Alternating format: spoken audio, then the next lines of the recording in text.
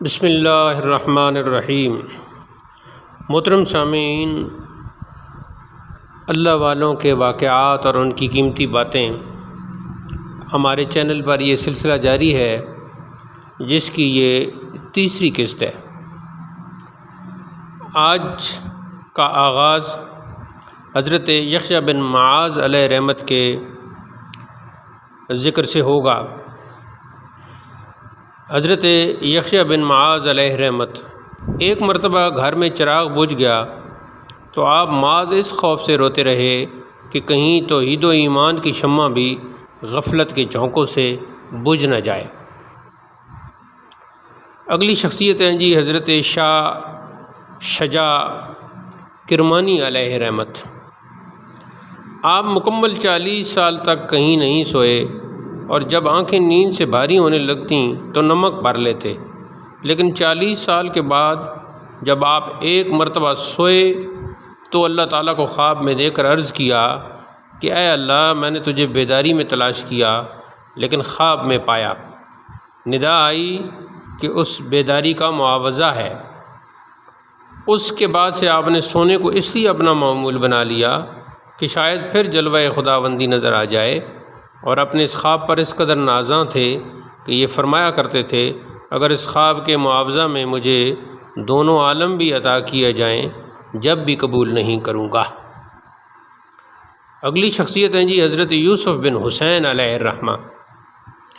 عہد جوانی میں کسی قبیلے کے سردار کی لڑکی آپ کے عشق میں مبتلا ہو گئی اور ایک روز تنہائی میں آپ سے وصل کی خواہش ظاہر کی، لیکن آپ کے اوپر خوف الہی کا اس درجہ غلبہ ہوا کہ وہاں سے بھاگ پڑے، اور رات کو خواب میں حضرت یوسف علیہ السلام کو ایک تخت پر جلوہ فرما دیکھا کہ ملائک صف بستہ آپ کے سامنے کھڑے ہیں، اور آپ کو دیکھتے ہی حضرت یوسف بیر استقبال کھڑے ہو گئے اور اپنے پہلو میں بٹھا کر فرمایا کہ جس وقت تمہارے اوپر لڑکی کی خواہش وصل پر خوف الہی کا غلبہ ہوا تھا، اسی وقت اللہ تعالیٰ نے مجھ سے فرمایا کہ اے یوسف، تم نے زلیخا کے شر سے بچنے کی دعا کی تھی، لیکن یہ وہ یوسف ہے جس نے ہمارے خوف سے سردار کی بیٹی کو ٹھکرا دیا، اور آج اسی وجہ سے تم سے ملاقات کے لیے مجھے حکم دیا گیا ہے۔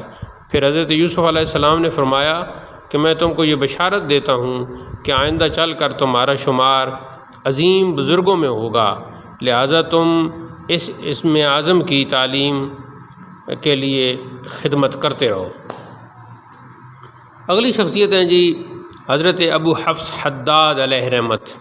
حضرت محمد بیان کرتے ہیں کہ میں نے 22 سال آپ کے ہمراہ رہ کر یہ اندازہ کیا کہ آپ کبھی غفلت و مسرت کے ساتھ خدا کو یاد نہیں کرتے، بلکہ نہایت احترام و عظمت کے ساتھ یاد کرتے ہیں، اور خوف الہی سے چہرہ ایسا تبدیل ہو جاتا تھا جیسے نزع کی کیفیت طاری ہو گئی ہو۔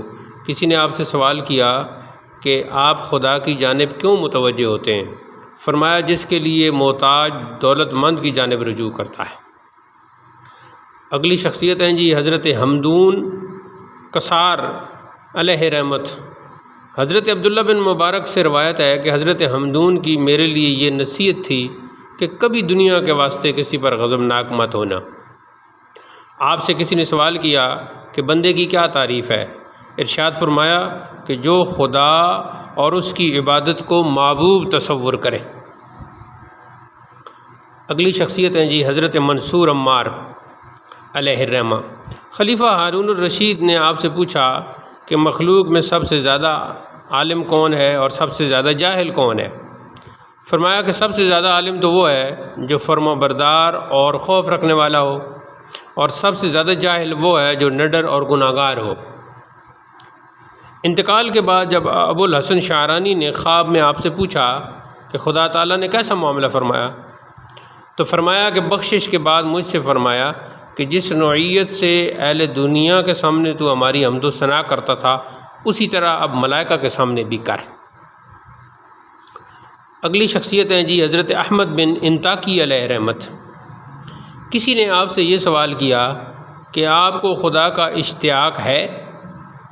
فرمایا کہ اشتیاق تو غائب کا ہوا کرتا ہے، اور خدا تو ہر لمحہ حاضر ہے، موجود ہے۔ پھر ارشاد فرمایا کہ معرفت کے 3 مدارج ہیں، یعنی درجے۔ اول وحدانیت کو ثابت کرنا، دوم خدا کے علاوہ ہر شے کو چھوڑ دینا، سوم یہ تصور قائم رکھنا کہ کسی سے بھی خدا کی عبادت کا حق ادا نہیں ہو سکتا۔ اگلی شخصیت ہیں جی حضرت جنید بغدادی علیہ رحمت، بہت ہی مشہور شخصیت ہیں اور بہت ہی اعلیٰ مقامات اور اعلیٰ مدارج و درجات رکھنے والی شخصیت ہیں۔ کسی شخص نے حضرت سری سقطی سے سوال کیا کہ کیا کبھی مرید کا درجہ مرشد سے بھی بلند ہو جاتا ہے؟ فرمایا بے شک، جس طرح جنید بغدادی میرا مرید ہے لیکن مراتب میں مجھ سے زیادہ ہے۔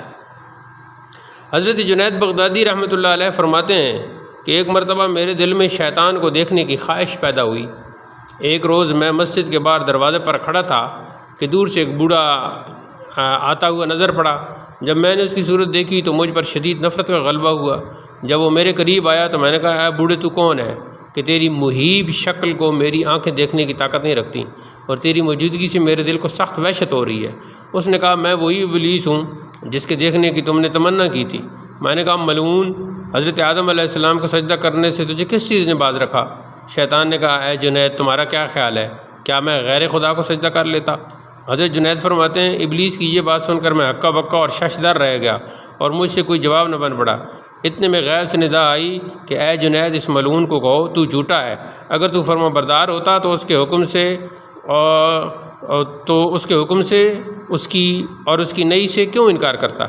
شیطان نے میرے دل کے اندر سے یہ آواز سنی تو وہ چیخا اور کہنے لگا، خدا کی قسم تم نے مجھے جلا دیا۔ پھر اچانک وہ غائب ہو گیا۔